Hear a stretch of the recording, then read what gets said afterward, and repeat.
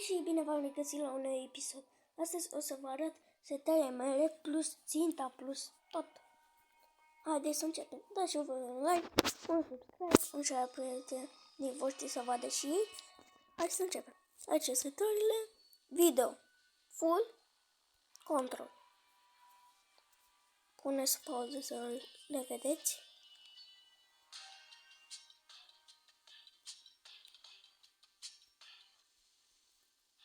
Așa a spus. Și astea sunt pam, cum stau eu cu mâinile. Pam.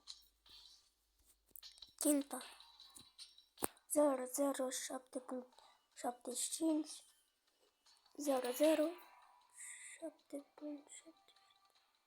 Așa că am greșit.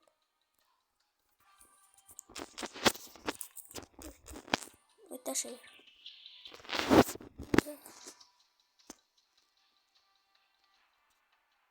Dinamic. Aici.